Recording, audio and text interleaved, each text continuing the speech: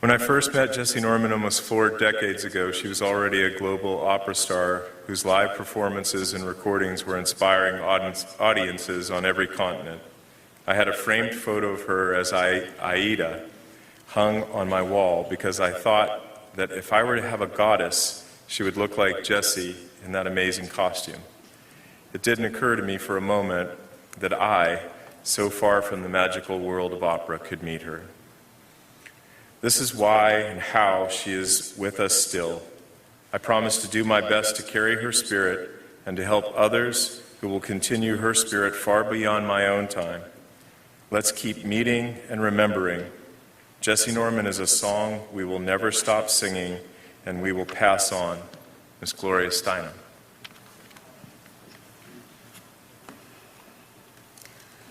Elaine and James Howard and Lois wish to extend a special thank you to Mavette Broomfield for personal care provided compassionately to our sister.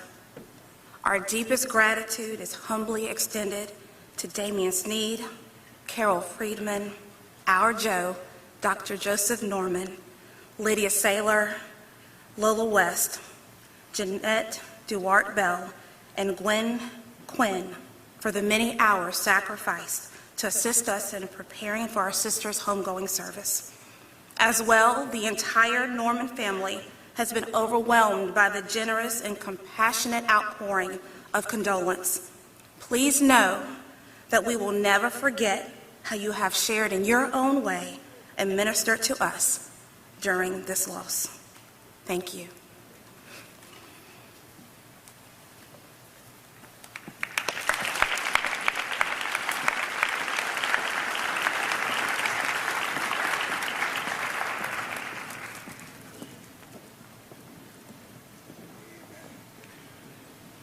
That was for the families.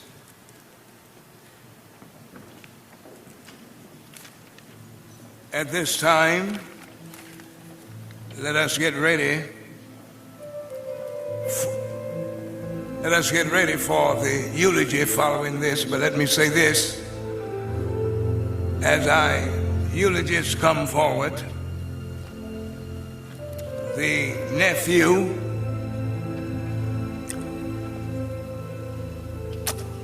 of our dearly beloved Jessie Norman, Elder Raymond Sturkey, will come forward and do the eulogy over his dear aunt. Let us pray for him. Pray for him as he comes. Following total praise by Richard Smallwood, Morehouse College Glee Club, and Spelman College Glee Club. In that order. God bless. Praise God. Praise God.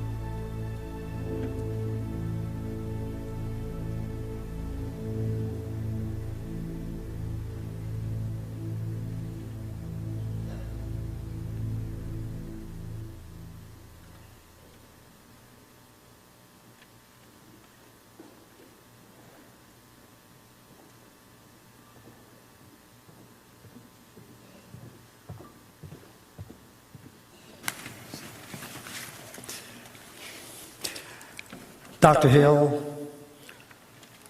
those who share the platform, and those who are in the audience, and especially to the members who are, shall I say, the center of our concern on this very special day.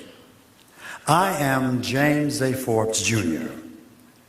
I served as the senior minister of the Riverside Church in the city of New York for 18 years. Two events stand out as the most memorable during my tenure there. The first one was the arrival of Nelson Mandela after being released from prison. First place he stopped was at Riverside Church.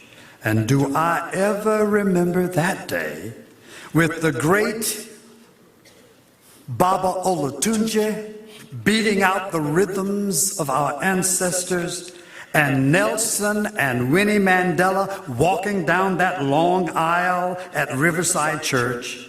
And then, when at last the Reverend Dr. Gardner C. Teller stood up and said, "And now I present to you the moral leader of the world." That was the first one. But the next first one was December 6, 1996, the evening of Jessie Norman Sings for the Healing of AIDS. Never forget it as long as I live. I think maybe I got a witness here today. Lola West, where are you? Stand up, because you produced that particular evening of activity.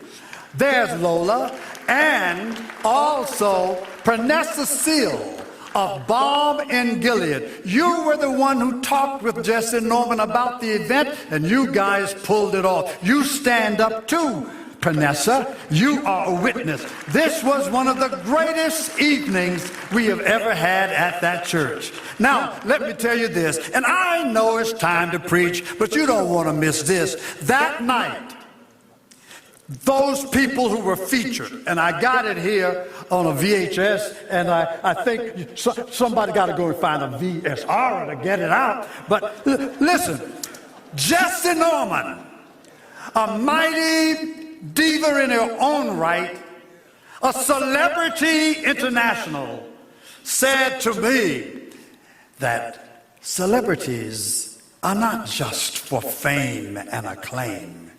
They are people who are called upon to use their gifts to bring about change. That night, Jesse Norman had Maya Angelou, Whoopi Goldberg, Elton Jones, Bill T. Jones, Toni Morrison, Matt Rhodes, Andy Veer Smith, Willard J. Meek. Why? She was on a mission. What was that mission? She was there because somehow God had spoken to her that all of our brothers and sisters dying from AIDS, that God loved them and cared for them, and that God was going to heal them too. And that part of the healing methodology was her voice. She was going to sing those who had gone across the river into eternity, but for those who were still here, her voice was lifting up God's love for them. Now, let me tell you, I have heard her sing in many different places. I had heard her sing at Carnegie Hall. But that night at Riverside Church, when she sang for the healing of AIDS, there was something different. And what was it? She was engaged in spiritual warfare. She was determined that we would not abandon those, that we would not deny them our care, and through her singing, she was going to make sure that that scourge would begin to be eliminated from our obituary columns and from our hospitals and from our communities. So, let me explain this to you. I am so proud, family, that you gave me a chance to make this acknowledgement. There was a friend, Carol Friedman, who has just been on this stage. who wanted me to come to a funeral for Jean Bach, who was 100 years old, and I couldn't get there. So I asked, try to see if you can get Jessye to represent me. And she did. And this is the way she did it. I had written a poem some years ago. She had heard it. And I said, maybe she will represent by the presentation of this poem. And she gave it. Now I'm going to close because we've been here for a long time. But I'm going to do this. I'm going to tell you that somehow Jessye Norman and the young people with the School of the Arts, she was a person who wanted to make sure that everybody has a place in the choir. Some sing lower and some sing higher. And she manifested at Riverside that night by doing the following. That night at Riverside, she had the whole place lit up. She had seagulls in the air. But more important, and she had monitors all over the church. But more importantly, she managed to make sure that everybody singing on her program was mic'd. It was her way of saying, everybody has a song inside of them, and everybody must be heard. Let me close my remarks with what she said when she represented me that day at the cemetery with a woman who was 100 years old, who had made such great contributions. And this is what I close with. There's a song inside of me. I can hardly wait to see what it is I have to say or the music I will play. It's been so long in coming, first the thought, then some humming. But before I find my key, something stifles it in me. What keeps my song from being sung?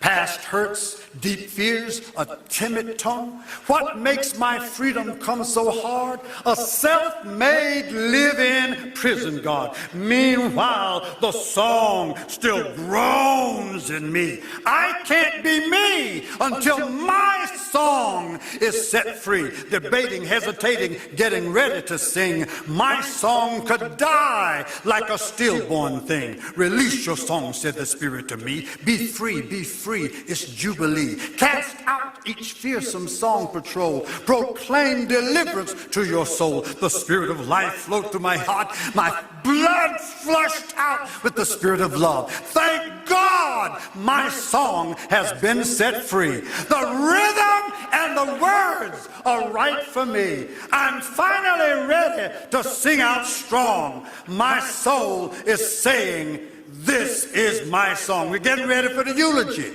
But I want you to know that somewhere in glory, I can hear Jessie singing, thank God my song has been set free, and the rhythm and the words are right for me. I'm finally ready to sing out strong. My soul is saying, this is my song.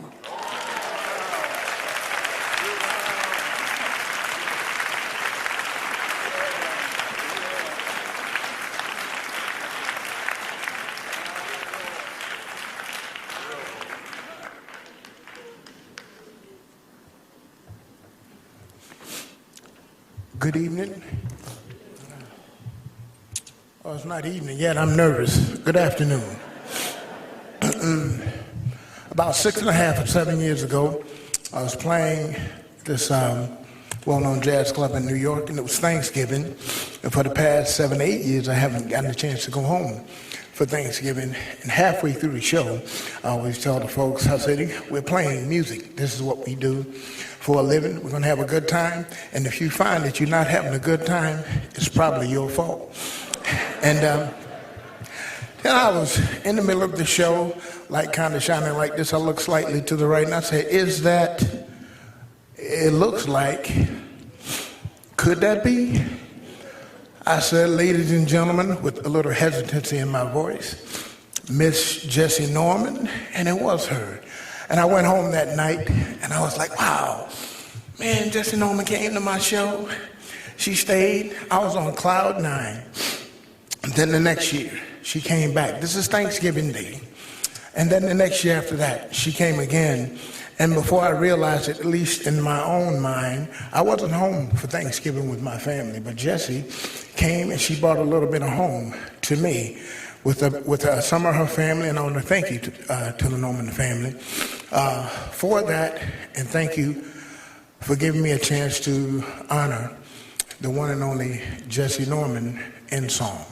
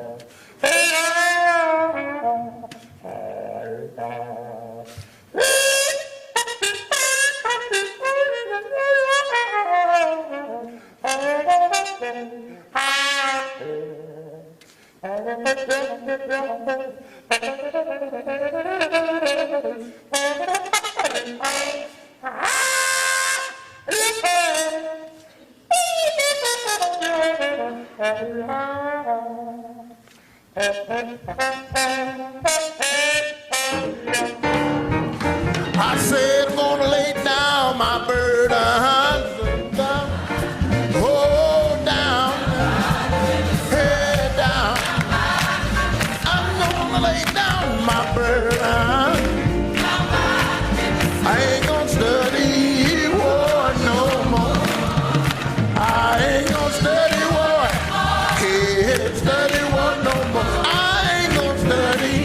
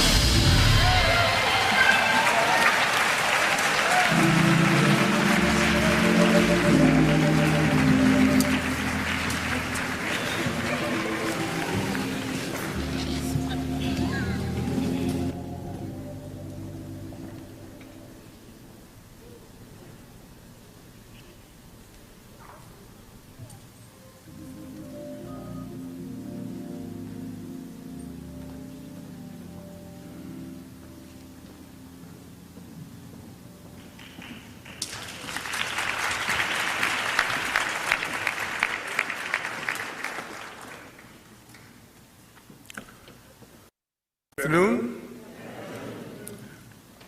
I'm James Howard Norman, some of you know me as Howard, along with my sister, Elaine Sturkey. When I thought about speaking here today, in one of the depths of my grievance, I decided I wasn't going to speak. And then my younger sister said, well, you got to speak. And so if you have women in your life close to you, sometimes they tell you what you got to do, what you're going to do. You have to be discerning about it. But here I am. So we're going to begin. To Reverend Dr. Clyde Hill, other people on the rostrum, distinguished guests, and all of you who have come out to be a part of this homegoing service. We want to thank all of the participants, all the people who've spoken, all of the musicians for the very fine music. And so I just want to share a few minutes about what it was like growing up with Jessie Norman. And I won't be long, and I mean that literally, not in the ministerial sense. I won't be long. The most frequently asked question is, what was it like growing up with Jessie Norman? And the answer is that no one knew for sure when we were in our youth that she would become a superstar. We came from a family steeped in faith. The church and the school were our second and third homes. We lived in a community where people had a diverse range of occupations, from preachers to nurses to mechanics to teachers and so forth. When we weren't home, we were likely at church or at school. We went to church all the time, all the time. We were taught that if a task was worth doing, it was worth doing right. We were taught ethics, we were taught morals, we were taught discipline, and we were taught to be focused.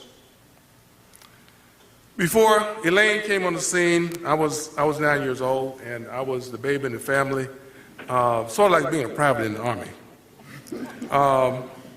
which means you're at the bottom of the pecking order. And so my sister Jessie used to peck on me. And sometimes it was to just be bothersome. Sometimes it was to try to make me a better person. She liked to correct my mistakes. She wanted me to become more dignified. But I would tell you that I was immune to some of her advice. We understood early on that she had a special voice, but we didn't know really much about operatic music or classical music. She liked to listen to it. We listened to James Brown and Leon Austin. We listened to some of the quartets. We didn't know that you could really make a living singing classical music. We thought that maybe she would become maybe a music educator, maybe a piano teacher, maybe a voice teacher, or something of that nature. So it's hard to say when it became evident that she was going to become a superstar. But because I never asked my parents that question, is when did they know? I can't say what they would say, but maybe it was a time when a singing group came to her home and they wanted, she was in high school, they wanted her to go with them to Tennessee to make a record. I thought it was a great opportunity myself. But my parents felt that wasn't quite right. And so maybe that was the time when they knew she was destined for something greater. Maybe it was the time when she was asked to sing on the Saturday morning music club when she was a student at Howard University.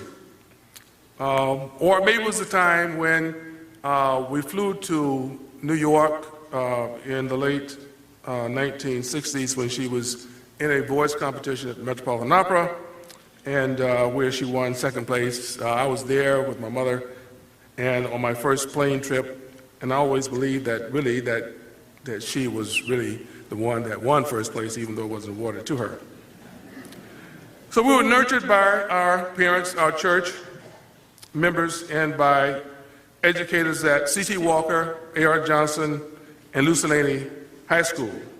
At the time we grew up, the word neighborhood had a much deeper meaning than it does today.